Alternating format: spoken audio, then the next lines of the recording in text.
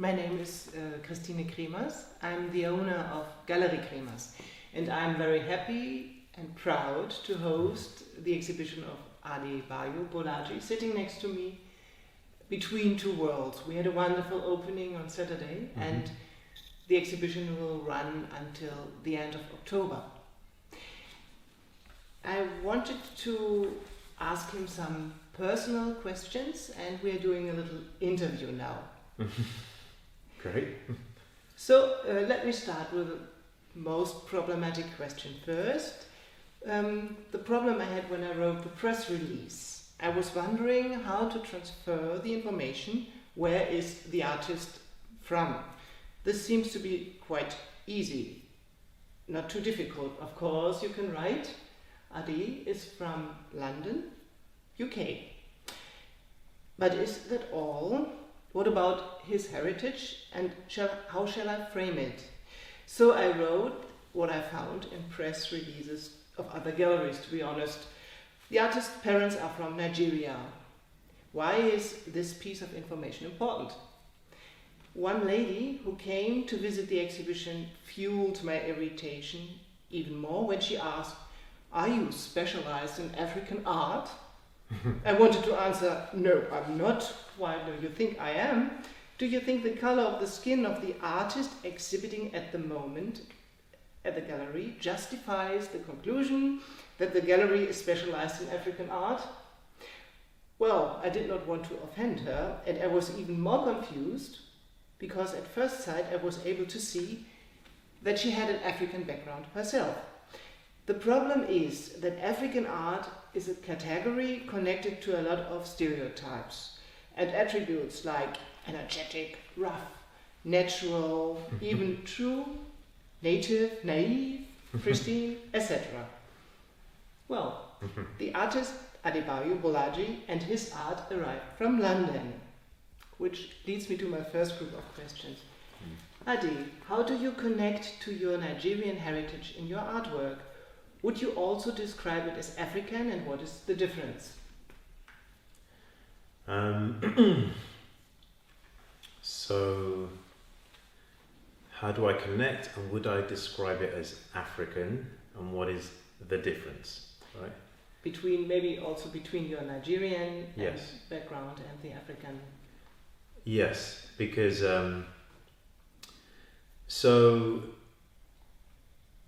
it's interesting because I think two things. Firstly, an artist, generally speaking, I would say, and more so for myself, when I am creating work, I don't think I'm necessarily dealing with any specific idea in relation to identity, in relation to a concept or anything like that. I just first of all feel as an individual that I am dealing with something that's bothering me as a human being. And so I'm first of all dealing with that. And thankfully for me, painting seems to offer a way for me to express and to deal with what's bothering me as a human being in that moment. And then we look at it in the context of art, because what has come out through me with an image is having particular impressions on people. And by impressions I mean making something that makes you feel a particular way, or makes you have an idea about something. And so if we look at even the two paintings behind, or even specifically this sculpture, I would imagine it's having an impression of, well, first of all, the images, the bodies are black, okay? And so generally in the art market or world, museums or galleries, one does not always see images of people or creatures even that are black. That is true. So when we look at that, it means that, okay, so it sticks out. And then you look at the person who made it, and then you look at me and I'm black. And then you look at that in the context of the market, of the industry that I am in, and you don't see many people who look like me. So then naturally one might conclude, okay, so he's probably not from here. And by here, I mean the West, which dominates the art world for many different reasons.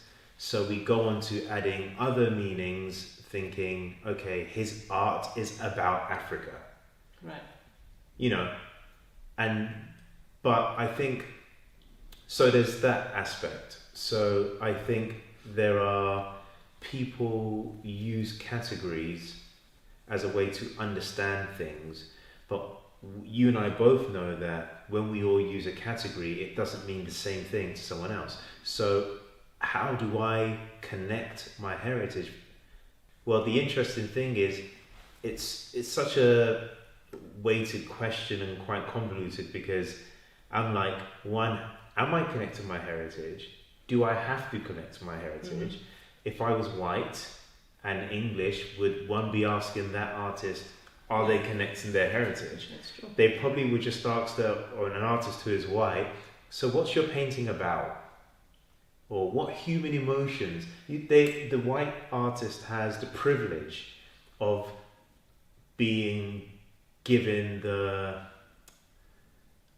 assumption that they're not even connecting heritage, they're just discussing existential ideas or the world. But for me, I'm talking about my heritage. Am I? So if I'm painting images that are black, that's just maybe how I'm seeing the world. And maybe that's what I just want to do because I feel like it.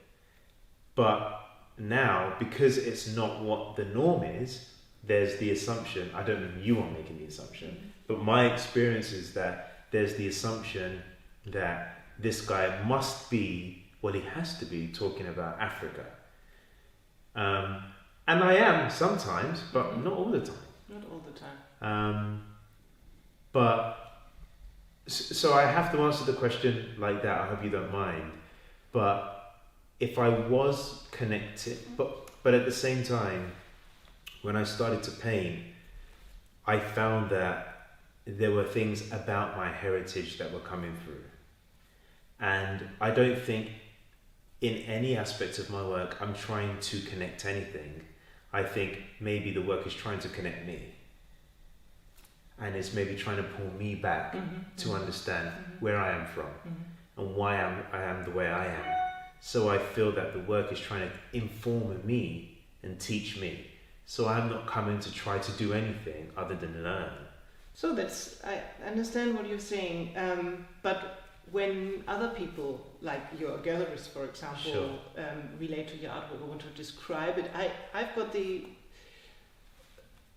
I think you asked me what I like about it, and I said it's so energetic. And then I thought, oh my God, that's the stereotype. African art is energetic. Yeah. So I hope you don't mind. No.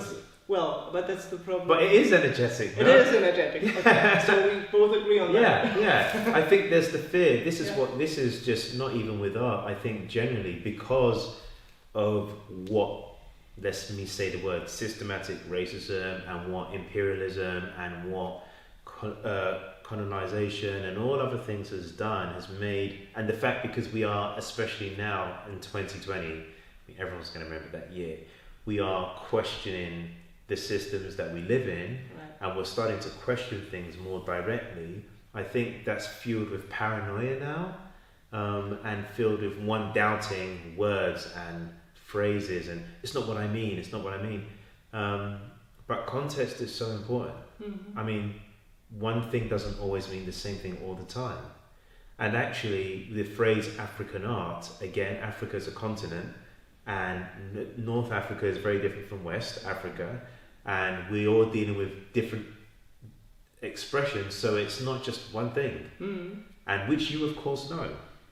So when you say my work is energetic, that's a compliment to me, because I'm like, it is energetic. I think if you said, oh, it's primitive, there could be the potential with some people, not necessarily with me, but with some people where they might be like, what do you mean by primitive? Like I'm sort of like from the ground, the earth, I roll on the floor and but because I'm from Africa, like, would you use that for an artist that's white, blah, blah, blah. But again, it's the context and it's the spirit in which an individual speaks, because words do not always mean the same thing. Yes. That's So, right. yeah. Yeah, okay. African art is, for some other reasons, a very interesting concept, I think. So let me just ask you some more questions about that. As you know, many European artists, from the Expressionist to Picasso or the contemporary artists, have studied African art. Yeah. And they admire the formal strength, the power, the clearness of the art of the ethnic tribes. In a way, one would think you are doing the same, or is that true? Or well, do you reflect that aspect? Am I doing the same in terms of what Picasso was doing, for example, as in looking at art from Africa? Specifically, he was looking at masks, for example, and looking at the forms and seeing how they translate, and was using that within his own work. Am I doing that? No. I don't even know what I'm doing. What do I mean when I say that? When I started to paint, painting was a means to get something out of me that was frustrating, and that was coming out, for want of expression, in a pure way. By pure, I mean uneducated. By uneducated, I mean not conforming to any specific kind of idea, but literally going, this is what I feel in the moment. Now, my education that understands composition and things like that is a guiding eye and makes me go, okay, that's how you felt now, but let's put it this way so it maybe makes a bit more sense. I'm trying to find harmony. That's a better word. Yeah. But so that's what I am doing. Why I'm painting like that, I don't know.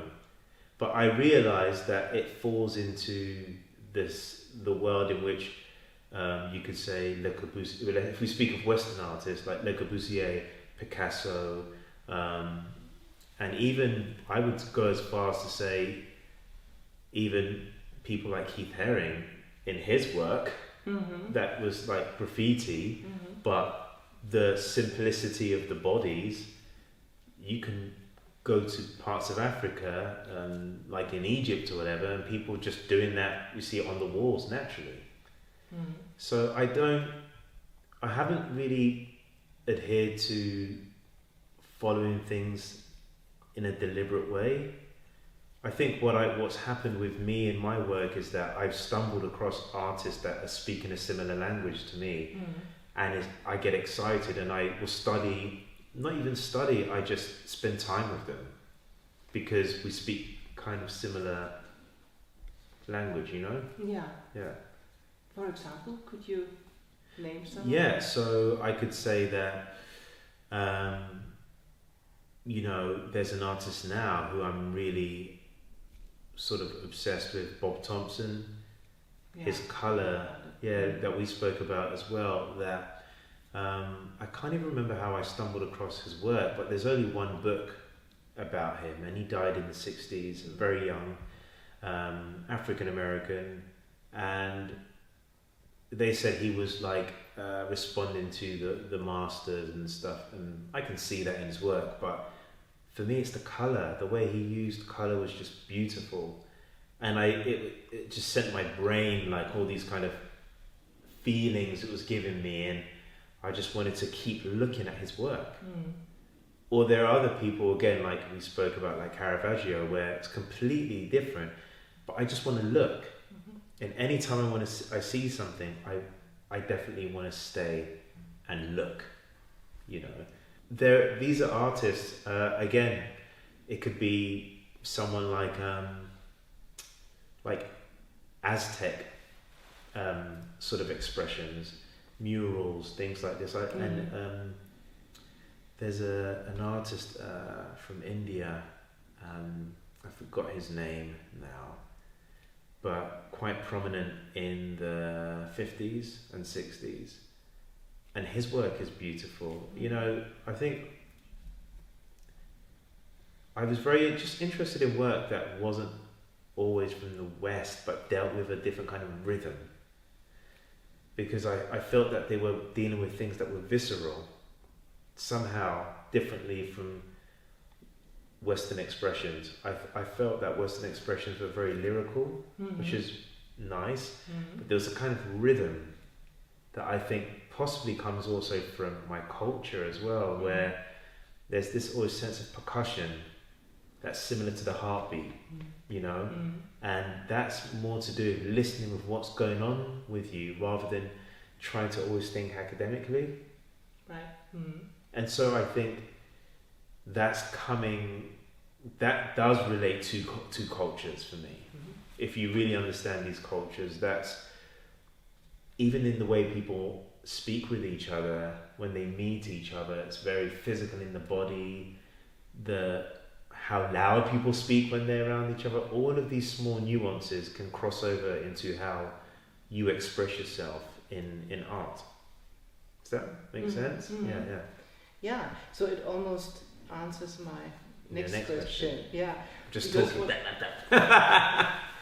What I really like about your art is that it's a very spiritual, and yet you can feel it when you look at it. And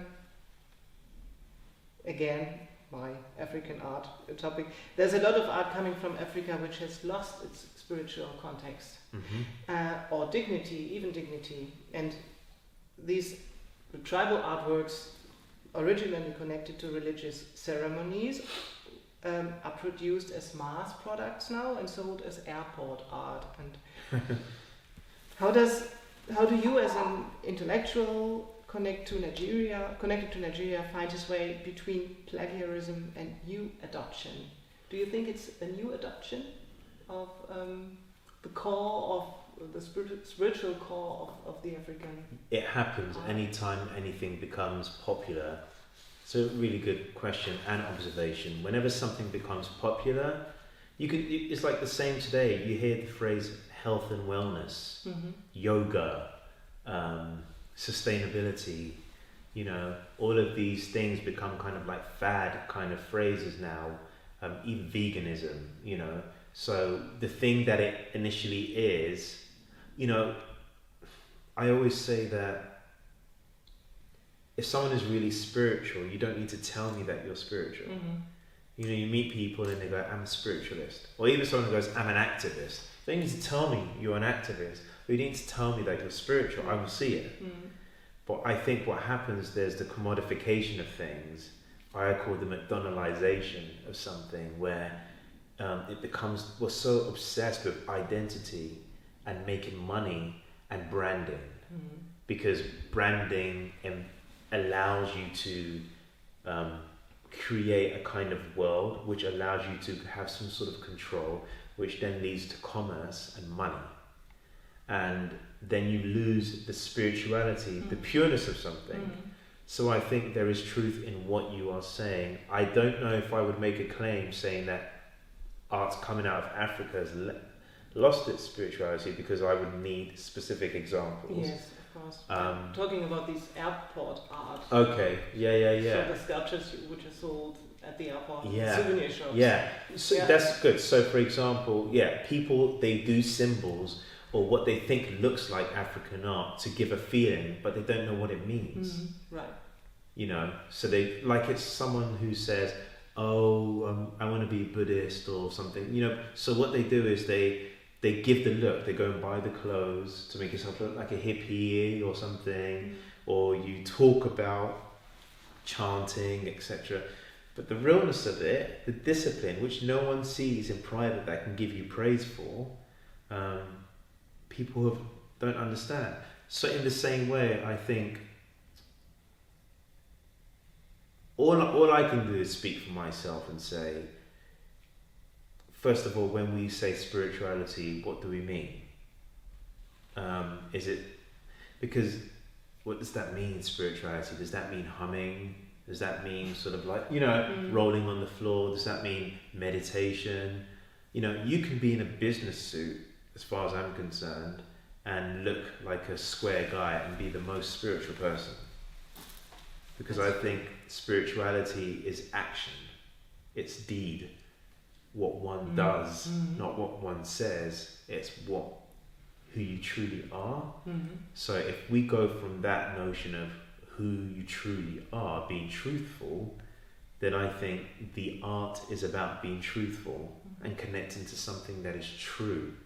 So forget about even what it looks like. You come to the artwork and you go, wow, I don't even know why I like it, but I connect with what this person is doing. But then everyone's going, yeah, but the aesthetics, the form, and they're talking about all of this other stuff, and they're missing the substance. It's kind of like, oh, it's like Picasso. But what was Picasso talking about? What was the content? Or it's like Miro, or what were they talking about? So that's the spiritual aspect. It's the content for me, the substance, not just the aesthetics in and of itself. So I think, yes, that's going to happen because it's popular. Yeah, and some earn their living by doing that. Yeah. People in Africa, artists in Africa. Yeah. I think the danger is that you can even have Africans who are like, these people would just eat anything, just white Europeans or whatever who just get excited about it, just do this thing and just talk some jazz over it and they'll buy into it. That's the thing, and maybe serve such people right, because you have to question things and ask why. And when people are hungry for things, or I think when people are looking for some kind of truthfulness in their life, then sadly they're more easily kind of fooled. The title of this exhibition is Between Two Worlds. Can you tell me a bit about the origin of this title? What are these worlds? Is the artwork located between two worlds, and how does it connect to them? Are there different categories of worlds? Is there socio-political meaning? Is there a spiritual meaning? Well, first of all, I was like, choosing show titles can be a bit difficult, and because I don't just want to make up something for the sake of it. So I wanted to first of all start with a piece that I knew was going to be in the show, and I wanted that to be the starting point from which the title will come, and the rest of the works that I was making specifically for the show would come. So this painting here, the crossover, was a work that was the first piece that I was like, this is going to be in the show. We spoke about that as well. And that piece, it's really, I think it's personal to me because I relate to it. An individual who is on a journey, a spiritual journey. By spiritual, I mean being led purposefully and not mindlessly, just walking about without any sense of direction or purpose. So by spiritually led, I mean a life that is led with meaning and thoughtfulness. That's what I mean. So this individual's on a journey going, I'm here for something, I am meant for something. And they are between kind of breaking through into something new. And the bird on the right, as you can see, that is in white, in oil pastel, kind of on top of what would be seen as just like a piece of wood or a bit of tree. The bird is pointing to a higher vision and higher perspective. So the individual is being guided from above. So symbolically, the bird represents that which is higher and that which has a better view than that person can. So this person is not alone. He or she is being guided from above and being led into something new. So I was like, okay, that's a good starting point. So someone is coming from something and going into something else. So they are in the middle, so to speak. They are between an old and the new, which are our states, which are places, land, and a world. Mm-hmm. And I always like using the word world, because it encapsulates so much for me in terms of new ideas, colours, sound, other people, ways of seeing things. And I think, so from that point of view, it's about a crossover, and for us as individuals to kind of assess, where are we? Are we where we are meant to be? Have we arrived? And if we arrived, what are we building? Because I think we are always building something, whether it's we're building ourselves up or building other people up or building physical things. We are always creating and building something. And then you have this sculpture here called Woli, which in Yoruba means prophet. And I deliberately titled it in Yoruba first because spiritualism in my culture is very, very real. It's not a fad kind of thing to be cool or, to sound hip. It's a real thing, meaning people believe in God, people believe in gods, people believe in spirits, you don't play around with that idea. And so the idea of a prophet, and for me, I've always known prophets really from a biblical point of view, people who were chosen by God, called to be a mouthpiece to speak for him from above, but not just that kind of prophet, but someone who is an instrument, like a medium, an intermediary for something more powerful to come through. And that is also the idea of another world connecting in the individual, an artist, to everyone else. So I was also then looking at the idea of an artist as medium. Do other artists see themselves that way? Because I like to see it that way, where people always come and say, what does your work mean? And sometimes I'm like, I don't know. Mm-hmm.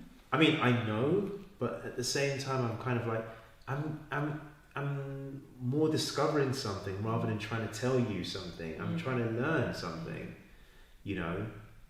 So I think that's what a prophet is. A prophet is not declaring his or her own ideas.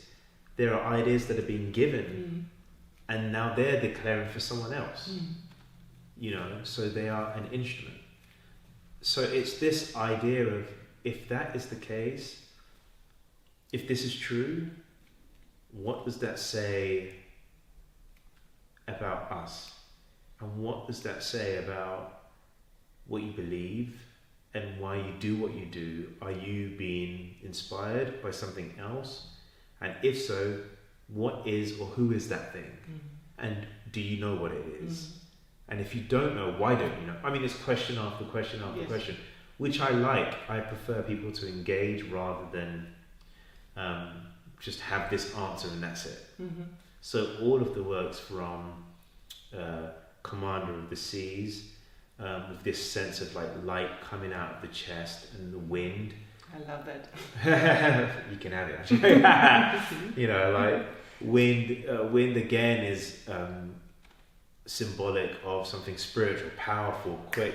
A wind has its own life and energy, It was Christ that said, the wind blows and moves where it pleases. So it's kind of like, you don't control the wind, And so when you don't control the wind, it means there's something more powerful that's coming and directing you. Again, coming back to this idea of the prophet. And then the Visitation, that painting, talking about someone from another world coming to me, which to me feels glorious. It feels really cool, and comforting, because it's talking about there is more than what we are physically seeing. And with this as well, with this one called The Opening, people at the opening of the exhibition, they were saying, is that an angel? Is that you? Is that this? Is that that? And I was like, well, I don't like to make it completely literal. I like to put suggestions in that allow for the viewer's mind to conclude for themselves what they want it to be at that moment in their life, you know. Yeah, I like the idea a lot. I mean, it's a very old idea. The artist is, the gods speak through the artist. Yeah. So wonderful. I think it can sound arrogant to some people, like, ooh, what are you? You think you're some medium? I'm like, no, it's actually the opposite. It's because what I am then saying is that I am just as clueless as you, right? Because you potentially feel that the artist has some mysterious idea into something that you don't have. That's not true. We are all in the same boat, and for some reason my gift is to help us see something else maybe that you cannot see, and then your gift is to give me something else that I don't have. Whether that is you are good with numbers, you somehow, your mind has the light to see that something that I can't see. And so we serve one another, not that I'm above someone else because I'm some chosen one. No, we're all chosen for something. And that's what I'm trying to say from what I'm finding out, that what is it you're chosen for? What is it you're crossing over from into? You don't just have legs, arms, eyes, a mind, spirit, soul and body for nothing. Or do you? Maybe if one believes that, fair enough. But like there's cause and effects. It's doing something, and what is that? Yeah. So yeah, you are the medium, and the medium is not an authority. No. If telling you what to do. If you're an instrument, if I have a guitar, the guitar is nothing if I don't pick it up. It looks beautiful. Everyone's like, wow, maybe look at its body, its shape. But if I do not pick that guitar up to play, you will not hear anything. So the guitar is nothing without me. So in other words, I feel lucky and blessed that I'm able to somehow connect, receive something and share it. But otherwise, without that, I'm just like someone else. And someone else, their gift might be somehow they just know that if they're a chef and they cook, that the combination of these ingredients creates this taste. And they have the ability and the gift to tap into that and to see it. Now, here's the other thing, but can we study? Well, of course we can study, but the ability to study also comes from somewhere. The instinct and the light is still coming from somewhere because some people teach. And then you might say, yeah, but there's cognitive behavior that it's psychological and it's scientific, the way you think compared to the way I think, etc. But we're still coming to the same thing. One last question, which might be the most personal. I think you have seen the Voodoo catalogue.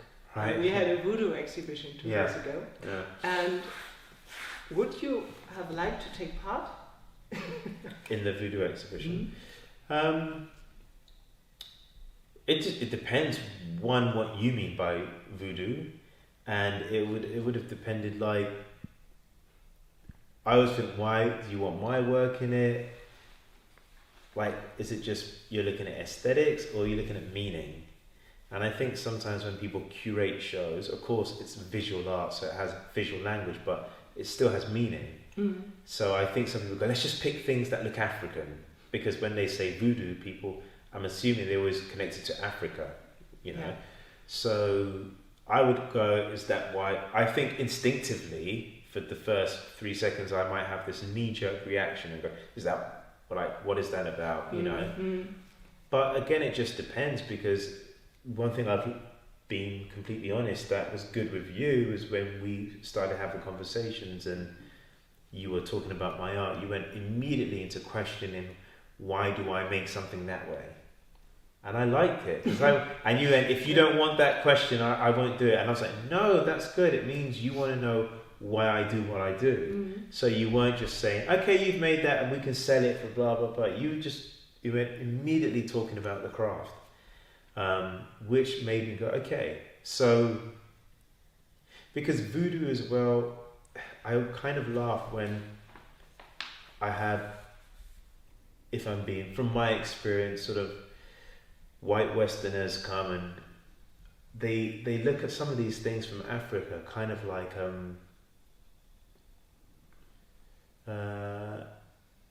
something they can talk at dinner parties. Mm-hmm.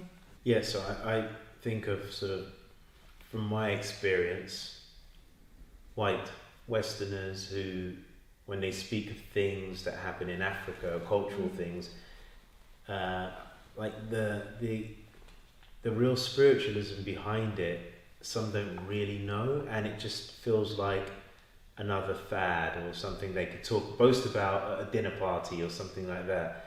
That I always think if you really understood what something meant, you might be afraid of it, or you would be very cautious, because voodoo is no joke. No. In Africa, it's no joke. These things are real to many Africans, and so they have different vibrations, connotations, and meanings. So, an African would maybe ask me, going, "What are you doing? What you do in that show? Like, what are you involved in? Do you practice that? And if you do practice that, what does that mean? If you say witch to an African, it can have a different connotation. I can't speak for all of Africa, but Nigeria, and if you say a witch to a Nigerian, it has a different meaning if you say a witch to a white English person. Completely. People probably think of like Harry Potter or something like that. Yeah. But in a Nigerian, that's not the first image they're seeing. It's not someone from Harry Potter. It's completely different. So I understand why you asking me that question, and it's a good question. But again, it's contextual, because not everyone has the same intentions, and I can't paint you with the same brush. So I would just be like, what is the show about? What does it mean? How do you see my work in it, and why? Mm-hmm. And so, but I understand your question. So, but you're open, so that's maybe the main point. Yeah, I'm open to anything, because otherwise I'm objectifying, and I'm against objectification, because I've been objectified practically my whole life. Everywhere I go into, not everywhere, most places I go into, I'm objectified because they'll be, oh, well, you're this, you're black, etc., or you've got dreadlocks, so you must be this. That's objectifying, but then I would be doing the same to you. And so if I'm against it, then I should practice that. And that means listening, and listening to where you're coming from, rather than saying, well, you must mean this, because then I'm just being the same thing. My very last question. Yeah. How do you like Berlin? Is there a big difference between the two worlds, London and Berlin? Well, I mean, we've been busy with the show, but so far, I love it. I think it's got a lot of history that we know about, and maybe, Berlin has been dealing with, ironically, I mean, you have the wall, so two worlds, east and west, didn't even think about that till now, but has been dealing with its own history of dealing with two ideologies, specifically mainly, two kind of ways of thinking. And it seems that when I'm here in Berlin, that people have a sense of self-awareness and peace. That's really nice, and people are just really friendly, and it feels like they kind of understand themselves a lot better than maybe the people do in London right now, anyway. Yeah, I like it a lot. That's so nice you say that, because people in the other parts of Germany say that Berliners are very unfriendly, or can be very unfriendly. Really? Yeah. Well, maybe I should. I think it's hard to tell, because when you go away, or like say a holiday, you travel somewhere, you can have like a romantic feeling about a place. But I've tried not to do that. I've generally I come out, act like I live here, I ask for something, and they can tell, well, you don't speak German, and they give me their time. And people are patient, friendly. Yeah, it could be, I'll probably need to stay here longer to find out. But so far so good. I like it. Well, I'm glad the Berliners are doing a good job. Yeah. To welcome you here. Thank you, Berlin. Yeah. So thank you, Ade. Thank you so much, and thank you. I really for sharing enjoyed the your work. interview, and that was really interesting. Thank you. You're welcome. Mm.